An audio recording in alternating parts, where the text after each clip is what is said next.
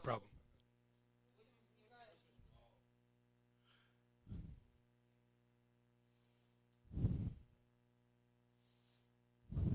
No problem.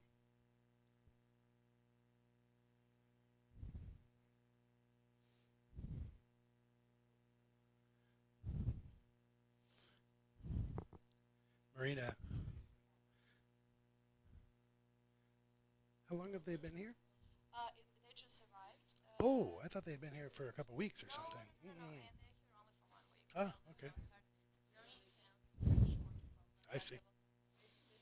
Intense. Okay. Was there another Kazakh group that was here earlier? Yes. Oh, okay. Right.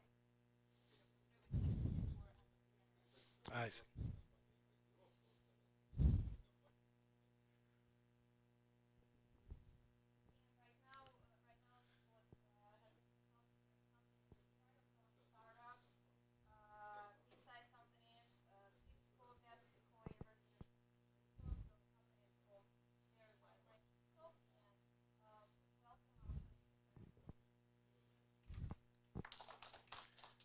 I have been practicing all weekend. Salem Yetzuzbe? Was that close? Oh, thank you very much. But now I understand that you're all speaking Russian, so I learned the wrong thing. So, yeah, Menin Atim Scott Underwood, and I was at IDEO. Do we know IDEO?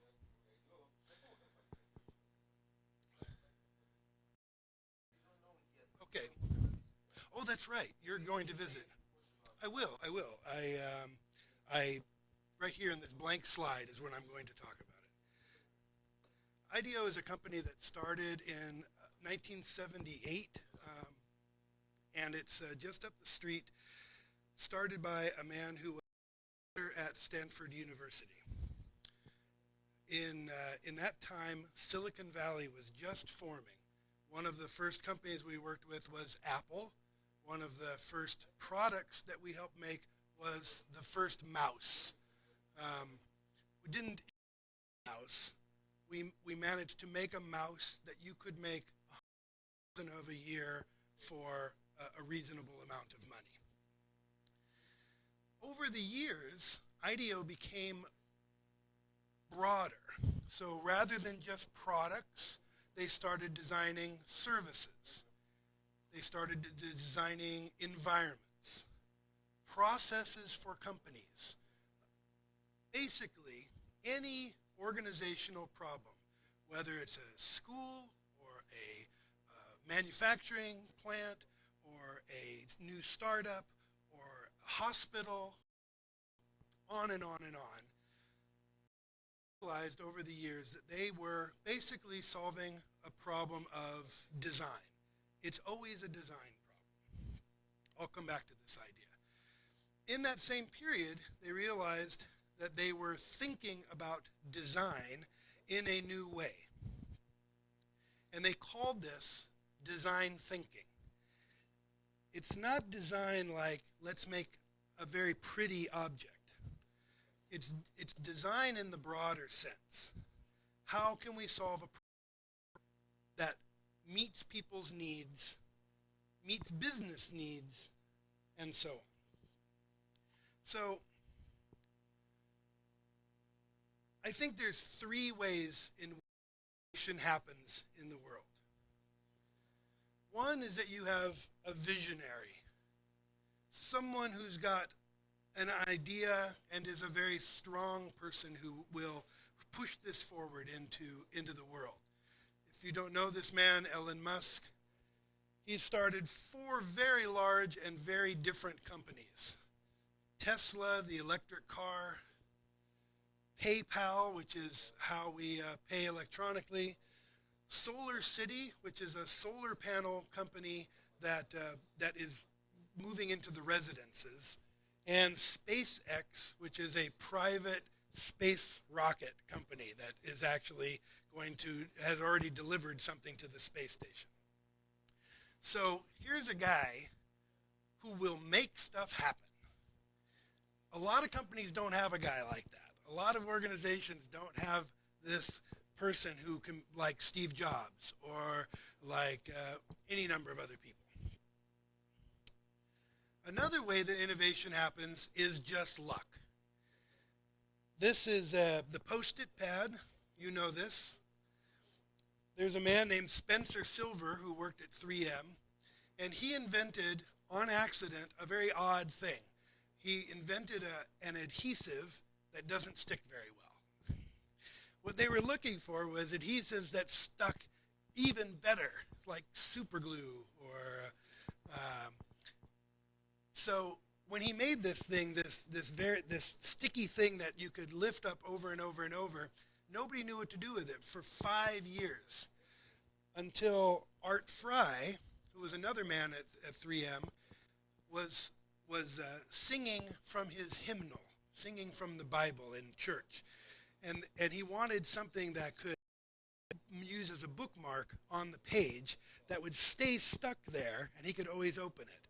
So he took Spencer Silver's idea. They had some yellow scrap paper in the other room, and he tried it out in 3M. It took about a year or so, but it finally hit the market, and now a whole new product, right? So there's lots of other products that have stories like that. The microwave oven, Velcro, Teflon, all created by accident, all turned into very large things. But if you don't have a visionary, and you don't have good luck like that, and you're not trying to capitalize on luck, I think you need a process. You need to approach problem solving in a new way. I'll come back to this chart a few times today. I'm going to talk about the origins of design thinking, and I'm going to talk about how we walk through the process of designing new things. This chart is about what I said in the beginning. New products in the world, successful products, are things that hit the sweet spot, the overlap of a thing that you can make, and technology is incorporated. You are schools, so your technology is delivering education to students in a specific way that's very effective. So it's an offering. It's the thing that you do in the world. Human values are, what do people need? What do people want?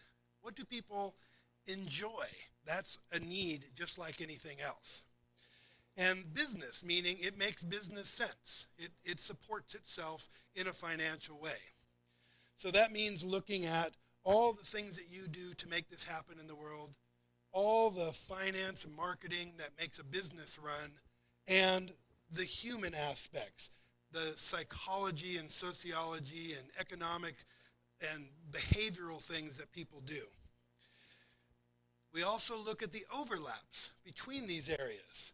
So this is where a lot of design is usually concentrated. It's about making things very pretty or very functional or both, and making it so that it's maybe better for the planet, thinking about the materials and the processes that make it. It's the whole process of bringing a thing into the world.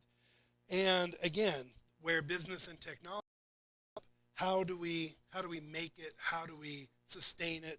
And finally, what does our business look like that people want to work there? The organizational behavior, leadership development, management and teamwork, all of the things that make companies work better. Where design thinking is different is that it asks us to start here. Most of the time we have a thing that we do in the world, and then we are looking for a way for people to want it. How can I get people to want my lesson plan, my toaster, my light bulb, whatever it is? But what we say is, what do people need? What do people want? What do people desire? And how can we change what we have to meet that need? How can we take what we have in the world and make it so that they want it, rather than make it look at what they want and change their way of looking at it? So design thinking, it's a collaborative, creative, and human-centered process. It uses empathy, meaning we want to see the world from the point of view of the people that we are designing for. We want to understand them deeply. Brainstorming, which you may have heard of, and I'll talk about all of these things. Prototyping, storytelling, and lots more that I'll come back to. The history of design thinking probably goes back to the 40s. There was a man named Alex Osborne who was a famous advertising person. And he got to be very interested in how it was that people solved problems. How was it that creative people were able to solve problems in a way that was different from normal people? And he was trying to think about teaching that process. He invented the word brainstorming, which is very popular here. I don't know about in Russia. So he wrote books about how to think up things, applied imagination. This is a book from the 60s that builds on his concepts. As I said, I worked at the company IDEO. IDEO is very closely related to Stanford. Stanford University has what they call the D School, the Institute of Design. And they teach this creative process called design thinking. And there are lots of books. This came out in 2001, and the words aren't used in it. Design thinking isn't used. We were talking about innovation then. And here, the very last book is called Creative Confidence. When we were young, when we were little kids, we are all of us artists and musicians and sculptors and athletes, and we do everything. We make things out of clay, we draw, we paint, we make music, we laugh, we act out games, we pretend we're actors, we imagine things. And then over time, most of us stop doing that. Most of us think that we're not creative because we're told, oh, she's very creative. He's an artist. You should stick to maths. You should stick to science. And you will be, and that's a non-creative thing. But actually, it's all creative. And we're all have the potential to be creative and apply that potential to our problem solving. Many people think of this as a very successful product in the world. It helped change how we listen to music. It helped make music on the internet a new thing. The truth is that it was not a successful product for a couple of years. There were other products on the market that the magazines, the technical magazines, said were better. It didn't have enough space. It didn't have a very big screen. It didn't have a radio. It didn't have color. It had this weird spinny thing the way you interacted with it. It was unusual. But the reason that it was successful is because it was actually part of a much larger thing. It was part of a software that ran on your computer, and later on there was a store that allowed you to buy things. And all of these worked together in a very simple and easy way. My mother could learn how to use it. She could just plug it in and it worked, yes? So the same way with Starbucks. I don't know about coffee in Kazakhstan or in Russia, but in America, coffee was not very good. You went to McDonald's for coffee. You went to the donut store. And Howard Schultz, this is the first Starbucks, what they did then was they sold big bags of coffee beans and they gave away coffee to drink. He said, let's sell coffee to drink as well as selling the beans, but let's make it a place that people want to come to. And now, especially here in San Francisco and up in Seattle and other big cities, Starbucks, nobody likes Starbucks anymore. But they changed coffee in America. They made it possible for people to have an opinion about coffee, because before, no one really knew about good coffee here. So he thought of a larger problem to solve, not just making better coffee, but making a place that people wanted to enjoy coffee, that people could meet each other and they could find out about good beans and good presses and good tools to make coffee. So this is part of what design thinking is. It's a step back and a way to think about the problem in a bigger sense. I said this before, that we all do design all the time. All of you did a design problem before you left Kazakhstan. You predicted a future that you wanted to live in, and you used the resources that you had available to solve this problem. The problem was that you were going on a trip, and the specific thing that you did was you packed your bag. You packed your bag, you had to think about, well, what's the weather in California? And how long am I gone? So how many pieces do I need? What is going to fit on the airplane? What do I want to carry beside me? There's all of these problems to think about. We define the problem. Where am I going and for how long? We learn about what resources that we have. What clothes fit me? What clothes are clean? What clothes are correct to wear in the place that I'm going? We brainstorm, we ideate. We think about different things. Maybe we packed our bag and we put too much in it and we took some stuff out and we repacked it so it was more efficient. We tried things. We tested. We prototyped by packing and lifting it and putting it back down and taking things out. And then we remembered that maybe we wanted to buy something and bring it back, so we had to take something else out, all of that. And then we made or maybe we looked on the internet and we found out about how people like flight attendants and pilots, how do they pack? How can I pack better for an international trip? And finally, they thought, you think about what you've learned, and the next time you do it, you'll be better at it, right? If you were to take another trip next month, you'll probably be a lot better at it.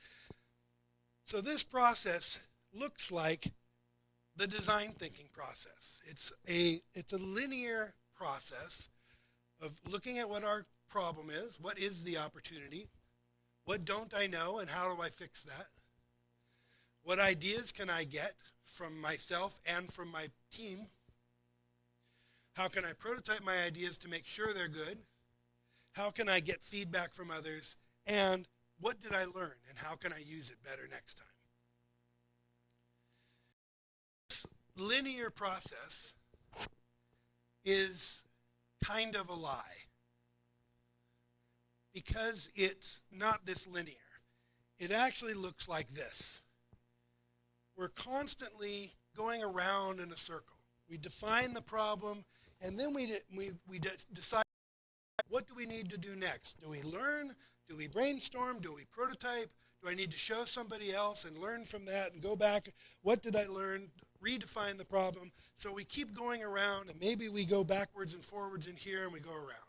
So it is a slightly chaotic process, but the process is usually similar from project.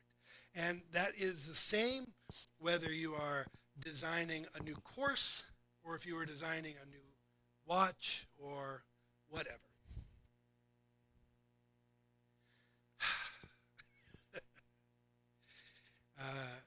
I'm like a truck rolling downhill, so please stop me and ask questions if I'm going too fast.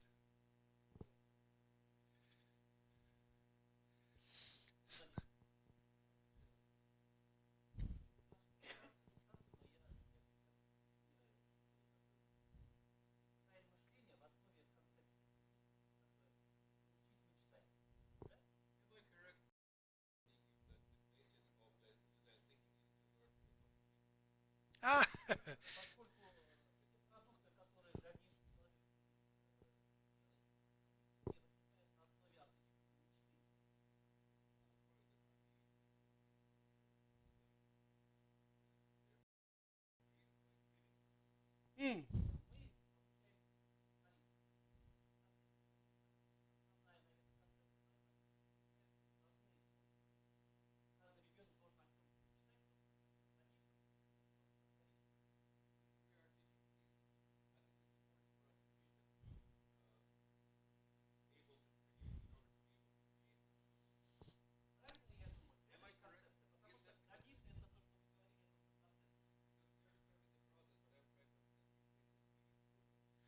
I think that that's very insightful, yes. We want to put ourselves in a position that we are able to think beyond the obvious.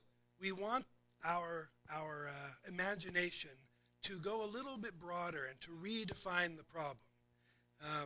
In fact, define the problem, this is a good segue, is the very first step. What is the problem?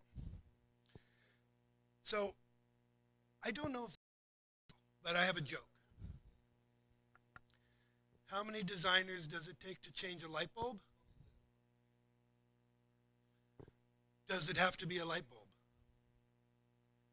Does it? The answer is, it's not a very funny joke. But there is a truth, because a designer who is asked to design a new light bulb would say, does it have to be a light bulb?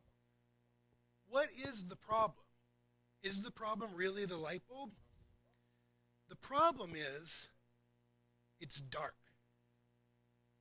And now if we reframe the problem as, how do I fix the darkness? We have a much broader range of ideas. Maybe a light bulb is the best solution, but maybe there's another solution. So for instance, in the Philippines, a man named Ilac Diaz started a program called Liter of Light. This is a soda bottle, a clear soda bottle. And if you punch a hole in the roof, stick it through, seal it so the rain can't come in, some water inside of here, the sunlight will refract, and it's about a 60-watt light bulb. So in places where there is no electricity, in the shanty towns, favelas,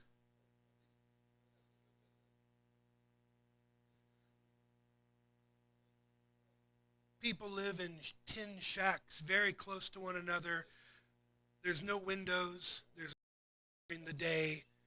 And now we can make a warehouse, we can make a room, a store, a school. These spaces now have light. It's only during the day, but we've solved one part of the problem for free, using trash. And I think that the problem, that the definition of the problem for Ilac Diaz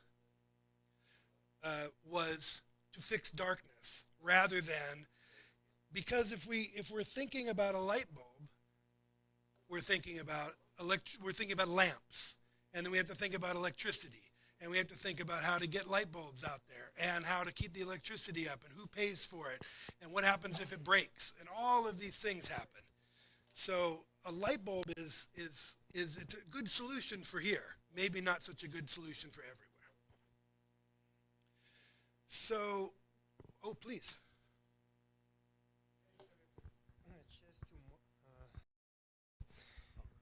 Является ли это частью маркетинга, первым P, продукт, создания продукта, но обретшим новую философию и выведенным в отдельное учение? Я не уверен, что я понял ваш вопрос. Является ли что частью маркетинга? Дизайн мышления, да. Is design thinking a part of marketing process that sort of like a first step of bringing a new product? It's even before that. До этого. Marketing is about telling people, telling a story about your product so that people want it. And that could be a school, it could be a hospital, it could be a watch, it could be a better light bulb. You have to tell the story in a way that people understand how it makes their life better, how it addresses. In this part, we are trying to discover the need so that we can solve it. And many times people don't know they have a need. And that's where design thinking gets very clever. And I'll talk about that. When we start to learn about what people want and need and desire, what makes them happy, we start looking underneath. We start trying to understand people in a deeper way. What we can observe is what people say and do. We try to have empathy to understand what they think and feel. Many times they don't know why they do what they do. They did it because their mother did it. They did it because their father did it. They did it because their town, their city, their culture tells them to do different things. But underneath that, what is underneath that? Why do people run, jog for their health? Or is it to make themselves more attractive? Is it to be competitive with other people? What are the things that drive the things that we do? I don't wear a watch, but if I did, would I wear a very expensive watch? Because I want people to understand that I am the type of person who wears a very expensive watch? Or do I buy a cheap watch because really all I want is to tell time? I don't wear a watch.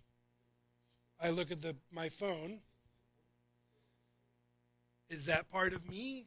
Am I being functional, or do I want you to know about my neat phone? So what we do is we try to get out in the world. We try to see what people do and how they solve problems. And we try to get underneath, to have that empathy for them. We see a girl who buys a cold soda on a hot day. And before she drinks it, she takes it and rubs herself with it to cool her body down. She's going to get a lot of use out of that one can. We see a man who has a cell phone even if he doesn't have a car. The cell phone is important for him. A car doesn't make much sense. That's in Venezuela. This is a wind tunnel at where they test airplanes at and this is the emergency shutdown procedures in case of an earthquake. We live in earthquake country here.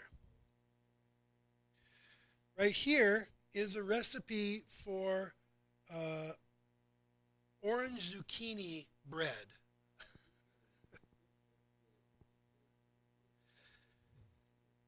Because the person who runs this panel wanted to share it with other people. And this is one place that everybody looks. So it becomes a bulletin board. It wasn't designed for that purpose, but people do these things. So we try to learn from people. This woman is very elderly. You can see from her hands, arthritis. Older people really don't like pill bottles, right? They can't get their hand around the top of the pill bottle to open it up. So we were doing a project trying to make pill bottles better. How could we make them for the elderly better? Now, you don't go to someone's house and just say, show me your pill bottles. We want to find out more about them. Tell me about your nutrition. Tell me about exercise. Tell me about your health. Oh, do you take pills? Where do you keep the pills? She keeps hers in the kitchen. Say, do you ever have problems opening the pill bottle? She says, no, I don't have problems opening it at all. But it looks like you might have trouble with your hands. She says, no. And she slices it on the ham slicer. So she doesn't. But we wouldn't have known this if we hadn't gone to her house and become friends with her and understand the larger thing. It never would have occurred to her to say that pill bottles are too hard because she solved that problem for herself long ago. Another thing we do is we look at what we call extreme users. If you were making kitchen tools for you and me, what you might do is go talk to a professional chef. They use the best tools. They use them for 8, 10, 12 hours a day, chopping, prepping, cooking, and cleaning, all the things that they do.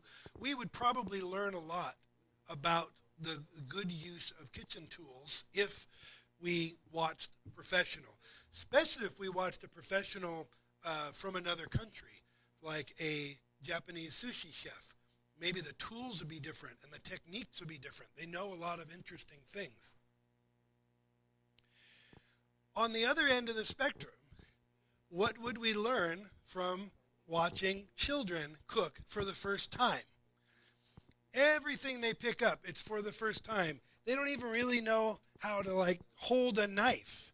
And what would you learn from that? What could you see that might make a better knife or a better spoon or a better pair of scissors or an ice cream scoop or all sorts of things?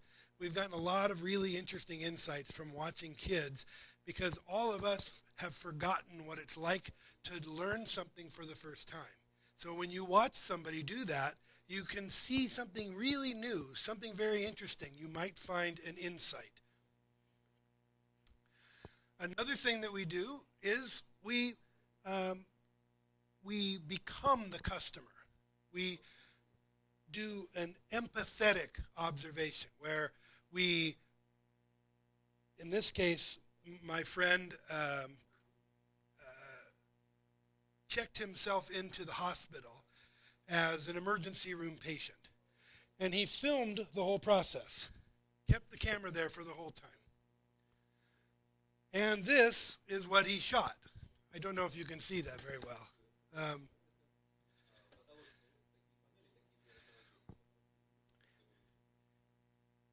What that symbolized was that he didn't know where he was a lot of the time. People would come and go.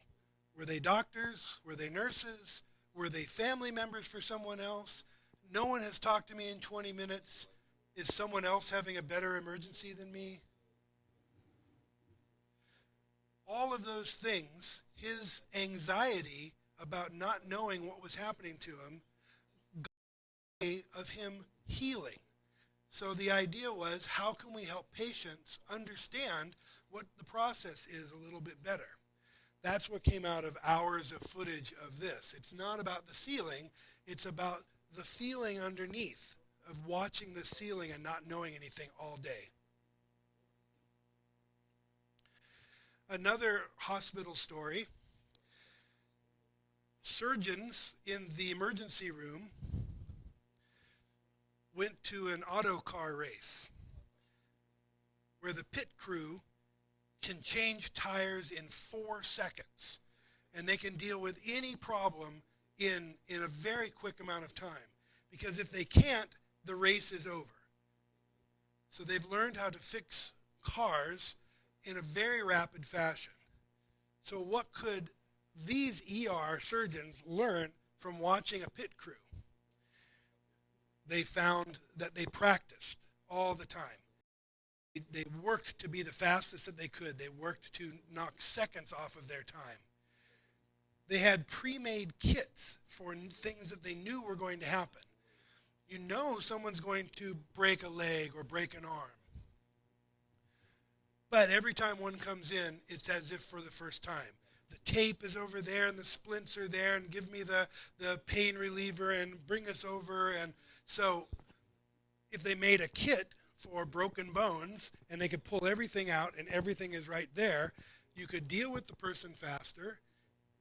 And a hospital is a business. We can get the person out of the emergency room faster and get a new person in. So efficiency, just like anything else, they need to move patients through. This is work that we did with, not we, someone else did with a cement company in Mexico City. They're a global company, Cemex. And if you know how cement trucks work, you only have 45 minutes or so. You have to get the cement there. It's turning and turning and turning to keep the cement like liquid. But it is setting up all that time. So in Mexico City, 2 construction projects were ordering 2 different trucks because they weren't sure that one was going to show. Then 2 of them show up and they can't use both of them. They have to send him someplace else. So they were having a big distribution problem. So they wanted to learn from other companies about how they solved these kind of distribution and delivery problems. This is what we call an analogous observation. So they first went to FedEx. You know FedEx? So they deliver right overnight, everywhere, every time. They have a hub of airplanes in the middle of the country. Planes come in, planes go out, they land, there's a truck, and they all go out. So they wanted to understand the hub and spoke arrangement. But that wasn't enough. They wanted to understand somebody who delivered something even faster. We had Domino's Pizza, who used to say, 30 minutes or it's free. Meaning that they would deliver it to your house within a half an hour or you got it for free. I think that they stopped that because people were getting into wrecks and running red lights and all sorts of things. But still, trying to understand at the level of a city how you can make a pizza and deliver it within a certain area was important to the cement company. Finally, the last person they went to was what we call 911 services, emergency. In Houston, Texas, 4-minute response time for emergency calls. How do they do that? So they were able to learn from all of these different industries that have nothing to do with cement as a way of understanding how you might distribute cement in a company, in a city, faster. Finally, we learn from nature. We learn by observing nature and how nature has solved certain problems. This is a story about a man went to a natural and he saw a whale fluke and he thought it was diseased with all of these nodules on it. He did a computer analysis of fluid, of water going over that shape, and he realized it was more efficient than a smooth, like an airplane wing. So he made these nodules into the wind turbine blade, and it's 20% more efficient than the old blades. So there's lots of stories of people looking at animal and plant behavior and applying those lessons to products that they make in the world, or even organizations, how an organization talks to throughout its. We happen to know a story about someone being inspired by mushrooms in the forest, which transmit protein to the trees underneath the forest floor. And they use that to think about how the central office communicates to its regional offices, which all too complex. After we go, if we were working on a project today, we went off and we did something like this. Maybe we go to the mall, shopping mall, or maybe we go to the hospital. And we all observe things, we write things down, and we take pictures, and we figure out what are all the things that we saw. And we all came back in. So there's 5, 10, 15 people here. If each of you saw 5 or 6 things to share, we'd have 70, 80 things for all of us to think about. So we have to make sense of all the stuff that we saw. And we do a kind of a reflection that we call synthesis.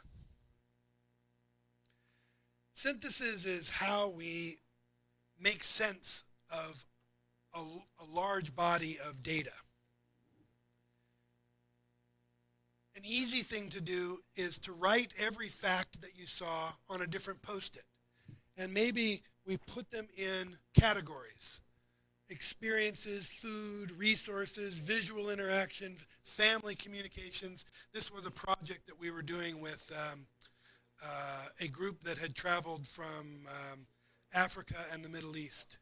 And we worked with 75 people in the room, having them talk about designing something to make their trip better. So these were all the things that they wanted to do. Not very much here in food. They didn't really care about that. Family communication ended up being very big. How do I stay in touch with my kids? How do I stay in touch with my wife and other people? So that's a very simple way of just making categories out of what we saw. Another way is to use a 2x2 matrix. Maybe everything that we saw up here had to do with with our family and our personal life, and over here is work. And maybe this is fun versus not so much fun, harder to do. And we start making sense of all the things that we saw, and we compare 2 categories at once. Another thing to do is to use a map. Excuse me. This is looking down on a semi-truck. That's the driver's steering wheel, and they live in the back here. Excuse me.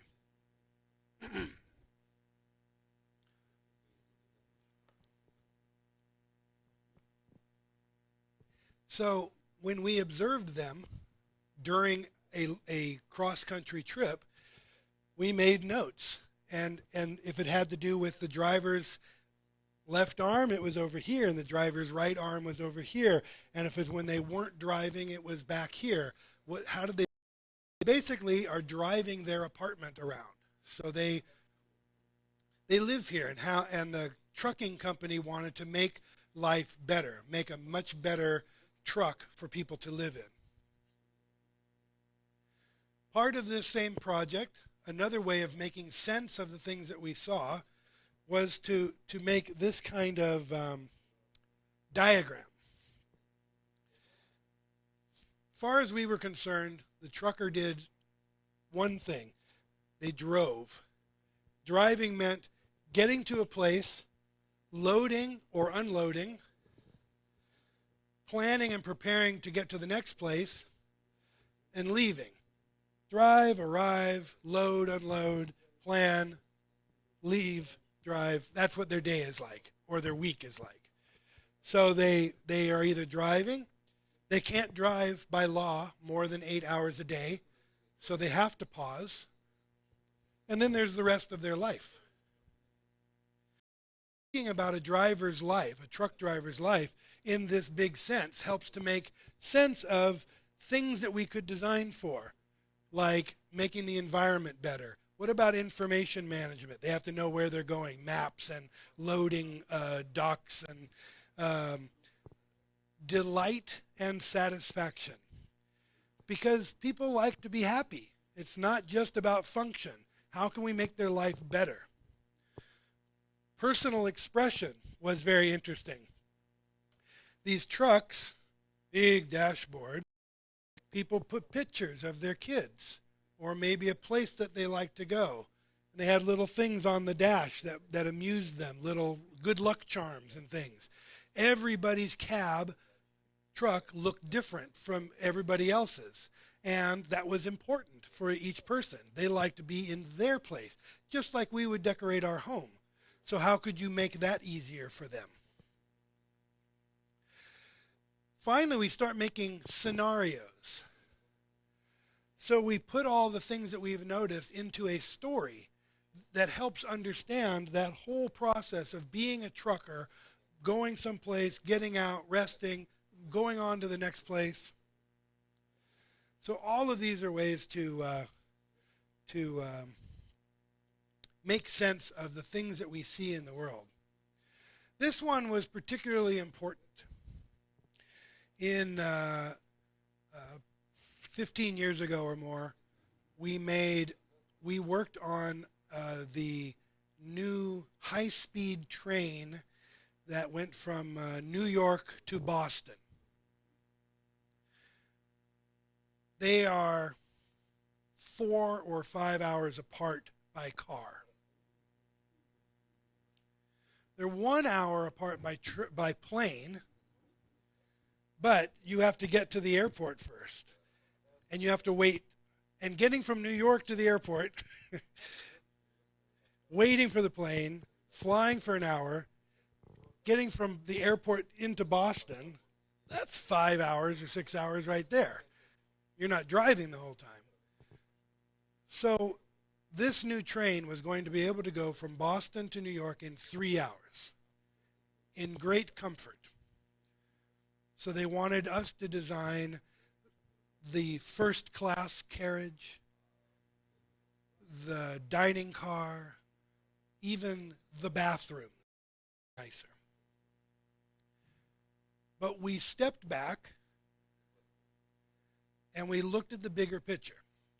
And we ended up having what we called the passenger journey. First was learning you could take a train from New York to Boston. That's the marketing, right? That's how we help new customers learn that there is an answer they didn't even know, right? Oh, I could take the train and it's comfortable. So then there's planning your trip. When do I got to be there, and how long does it take, and how much does it cost?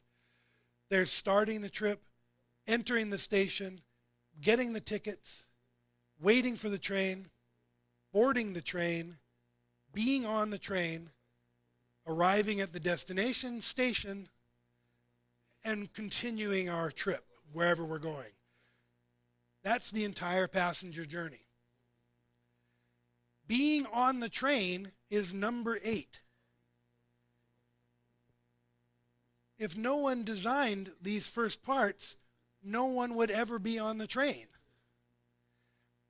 Many of our problems are like this. We think about, how can I deliver this lesson better? How can I make this a better watch or a better pointer or whatever it is? But we haven't thought about all the things that lead up to that use. So we need to think in terms of stories. This is a video. Maybe. Might not be a video.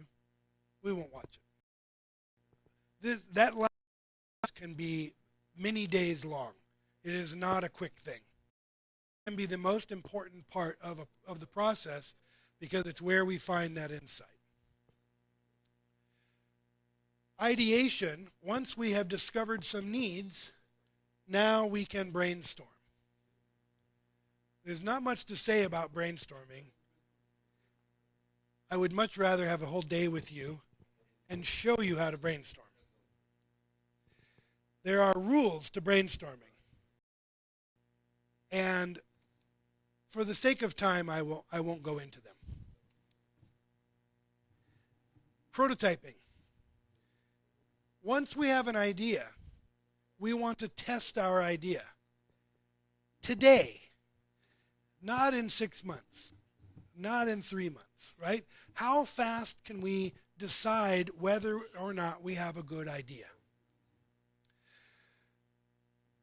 Thomas Edison said, "I have not failed. I've just found 10,000 ways that won't work." When we are young, we fail all the time. We don't know how to walk. We fall over. Someone helps us up. Up.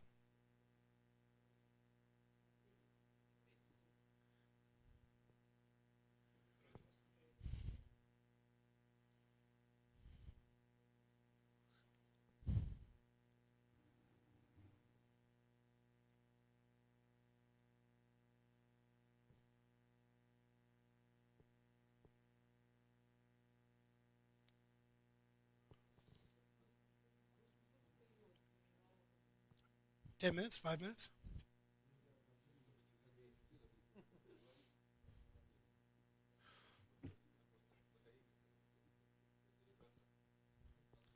Oh, okay.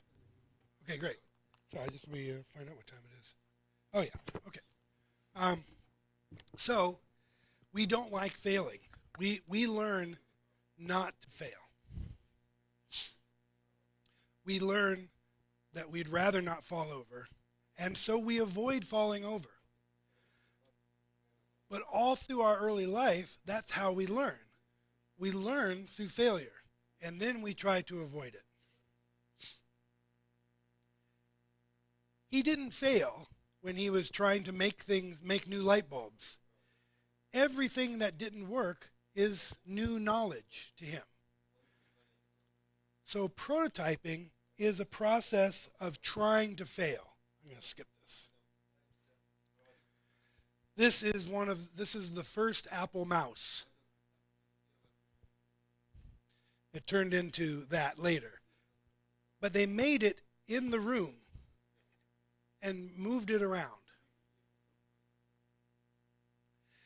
This is a surgical device. Because the important thing was, how big should it be and how does it feel in the hand? We don't want to wait a year to play around with it. So we make something that we can play with today. What's that? What are you saying?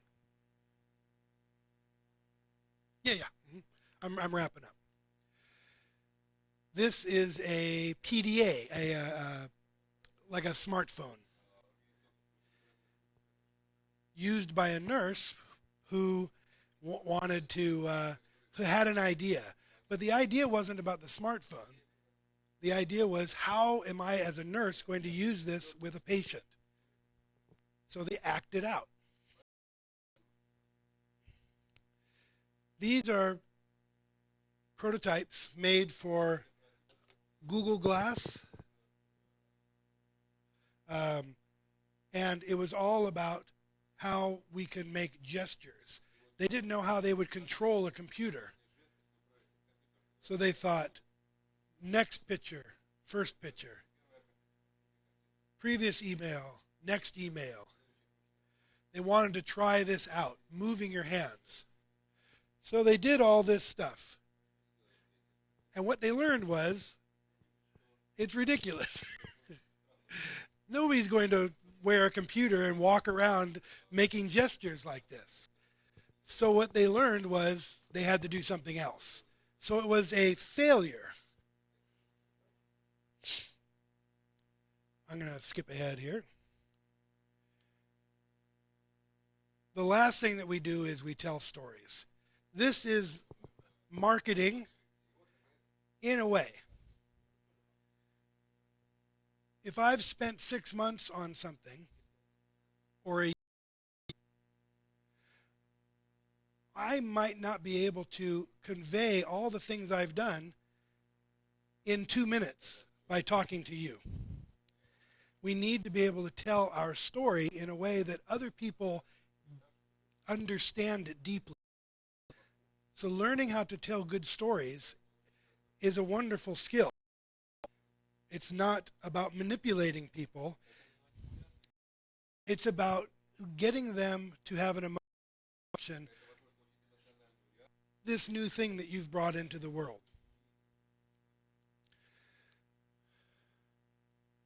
And finally, at the end, we always want to stop and make sure that we had a lesson. What did I learn from this? How can I use this in the future? Very often, we are in a hurry. Our bosses want us to get results right now. But that's not a great way to learn and make great results rather than just good results. Rakmit? Ulmek Rakmit. I'm happy to answer questions. If it's time to go, I'm happy to run away.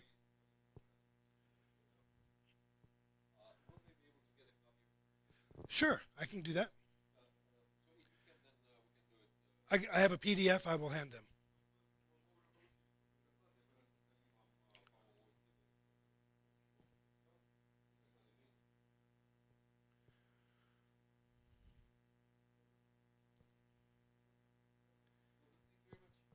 Thank you very much. Thank you.